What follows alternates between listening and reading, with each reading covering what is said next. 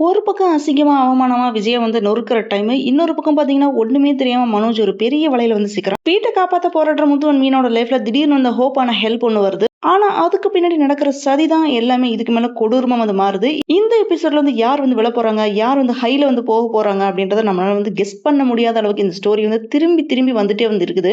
விஜயாக்கு பார்வதி பார்த்தீங்கன்னா, செம்மையா பதிலடி குடுத்துருக்காங்க. அந்த வீட்ட மீட்டெடுக்கறதுக்காக வேண்டி முத்துக்கும் மீனாக்கு ஹெல்ப் கிடைக்குது. இன்னொரு பக்கம் சத்யா விஷயத்துல சிந்தாமணி புதுசா ஒரு பிளான் ஒண்ணு போடுறாங்க. என்னெல்லாம் நடந்துச்சு அப்படின்றத வாங்க டீட்டெயிலா பார்க்கலாம்.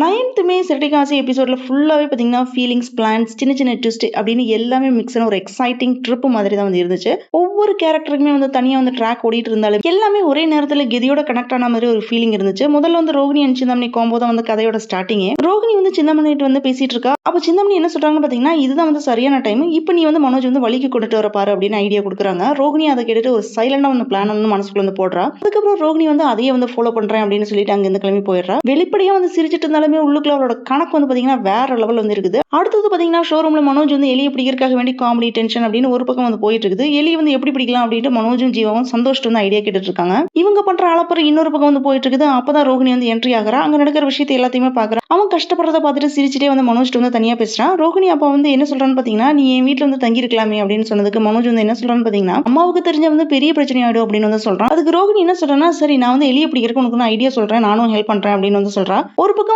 இன்னசென்ட் மாதிரி தெரிஞ்சாலுமே உண்மையில அது ஒரு ட்ராப்போட பிகினிங்கா தான் இருக்குது. மனோஜ் அவனோட நெய்வான டிசிஷன்ல இன்னொரு ஸ்டெப் மேல போய் என்ன சொல்றான்னு பாத்தீங்கன்னா, இன்னைக்கு நைட் நீ என் கூட தங்கிக்கோ, அந்த எலி பிடிச்சிரும் அப்படின்னு சொல்றான். ரோகிணியோட ஃபேஸ் சேஞ்ச் ஆகுது. இது செம்ம ஐடியா, வசமா அவனே சிக்கிட்டான் அப்படின்னு மனசுக்குள்ள என்ன நினைக்கிறாங்க பாத்தீங்கன்னா, இதுதான் எனக்கு கிடைச்ச சான்ஸ் அப்படின்னு அவன் கணக்கு போடுறது ரொம்ப சப்டிலா காமிச்சிருக்காங்க. மனோஜ் எதுவுமே தெரியாம அந்த வலையில சிக்கிறான். அங்க முத்து மீனா சைடு பாத்தீங்கன்னா ரொம்ப எமோஷனலா இருக்குது. ஃபேமிலிக்காக ஹெல்ப் பண்ணணும், வீட்டை காப்பாற்றணும். ஆனா எல்லா தடவையுமே பாத்தீங்கன்னா வாழ்க்கை அவங்களை சோதிச்சுட்டு தான் இருக்குது. முத்து மீனா ஸ்ருதி ரெஸ்டாரண்ட்டுக்கு வர்றாங்க. எல்லாருமே பேசிட்டு இருக்கும்போது ரவி என்ன சொல்றான்னு பாத்தீங்கன்னா, விஜயும் அண்ணாமலையும் டூருக்கு அனுப்பி வைக்கலாம் அப்படின்னு சொல்றான். அப்ப முத்து என்ன சொல்றான்னு பாத்தீங்கன்னா, இந்த நேரத்துல அவங்க வீட்டுல எல்லாமே வெளியே போனா சரிப்பட்டு வராது அப்படின்னு சொல்லிடுறான். அப்பதான் முத்துவோட தங்கச்சி ஹரிணி அங்க வர்றா. அவ என்ன சொல்றான்னு பாத்தீங்கன்னா, நான் உங்களுக்கு என்னோட சேவிங்ஸ்ல இருக்கிற 5 லட்சம் பணத்தை எடுத்து தரேன் அப்படின்னு சொல்றா. அவ இந்த மாதிரி சொன்னதுமே சந்தோஷப்படுறான் முத்து. ஆனா என்ன சொல்றான்னு பாத்தீங்கன்னா, நீ சம்பாதிச்ச பணத்தை எங்களுக்கு இப்போதைக்கு தர வேண்டாம் அப்படின்னு சொல்றது அந்த ஃபேமிலி பாசத்தை காமிக்கிற சீன் செம்மையா இருக்குது. அப்பதான் முத்து அவனோட வீக்னஸ் ஷேர் பண்றான்.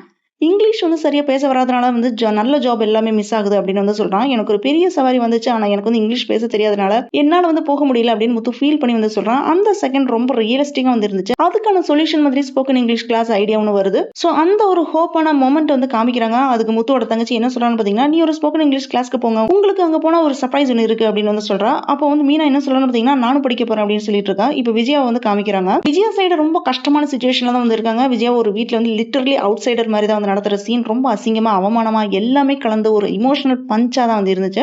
விஜயாட்ட ஸ்ருதியோட அம்மா என்ன சொல்றாங்க பாத்தீங்கன்னா, நாங்க வெளியில போயிட்டு வரோம், இன்னைக்கு ஈவினிங் எங்க வீட்டுல ஒரு பார்ட்டி இருக்கு, அது அடிக்கடி நடக்கிறது தான், நீங்க வீட்டை பாத்துக்கோங்க அப்படின்னு சொல்லிட்டு அங்க கிளம்பி போயிடுறாங்க. ஸ்ருதியோட அப்பா என்ன சொல்றாருன்னு பாத்தீங்கன்னா, கதவை பூட்டிட்டு வா அப்படின்னு சொன்ன உடனே அவங்களும் அதே மாதிரி செய்யறாங்க. அந்த மொமெண்ட் விஜயோட ஈகோ ரொம்ப குத்துது. இதனால விஜயாக்கு கோவம் வருது. உடனே பார்வதிக்கு கால் பண்ணி கோவத்துல பேசுறாங்க. இவங்க என்ன திடீர்னு சொல்றாங்களா, எதுக்காக இப்படி எல்லாம் பண்றாங்க, என்னால இந்த வீட்டுல இருக்க முடியல அப்படின்னு இந்த மாதிரி உடஞ்சு போற மாதிரி பேசுறதுதான் இமோஷனல் பீக்கே. நான் உங்க வீட்டுக்கு வரேன் அப்படின்னு சொல்றாங்க. ஆனா பார்வதி கொடுக்குற பதிலடி தான் ஹைலைட்டே. பார்வதி என்ன சொல்றாங்கன்னு பாத்தீங்கன்னா, நீ தனியா என் வீட்டுக்கு வரதா இருந்தா அண்ணன் கூட வா, இல்லன்னா நீ அண்ணா இருக்கிற இடத்துல போயிரு அப்படின்னு சொல்லிடுறாங்க. இதனால விஜயா பாத்தீங்கன்னா கோவத்துல கால் கட் பண்ணிடுறாங்க. விஜயாட்ட நேரடியா சிம்பதி காமிக்காம உன் நிலைமையை நீயே டிசைட் பண்ணிக்க அப்படின்னு ஸ்ட்ராங்கா பேசுறதுதான் விஜயாக்கு ஒரு மென்டல் ஸ்லாப் மாதிரி தான் இருக்குது. இதுல விஜயா பாத்தீங்கன்னா இன்னுமே ஃப்ரஸ்ட்ரேட்டட் ஆயிடுறாங்க. நெக்ஸ்ட் பாத்தீங்கன்னா சிந்தாமணி இன்னொரு பிளான் ஒன்று போட்டுருக்காங்க. அவங்க வீட்டுல யோசிச்சுட்டு இருக்கும்போது தான் அப்ப அவங்களோட ஹஸ்பண்ட் வீட்டுக்கு வராரு. அவர் வந்த உடனே என்ன கேக்குறாங்கன்னு பாத்தீங்கன்னா, பெங்களூர்ல இருந்து ரேகா சென்னைக்கு வரேன் அப்படின்னு சொல்லியிருக்கா அப்படின்னு சொல்றாரு. அதுக்கு சிந்தாமணி என்ன சொல்றாங்கன்னு பாத்தீங்கன்னா, அவளை இப்ப இங்க வர வைக்க வேண்டாம், வந்தா அவ சத்யா கூட ஊர் ஊரா சுத்துவா, அதனால முதல்ல இந்த சத்யாவை இங்க இருந்து வெளியில அனுப்பணும், இல்லன்னா அவன் ரேகாவோட சேர்ந்து பிரச்சனை கிரியேட் பண்ணிடுவான் அப்படின்னு திங்க் பண்றாங்க.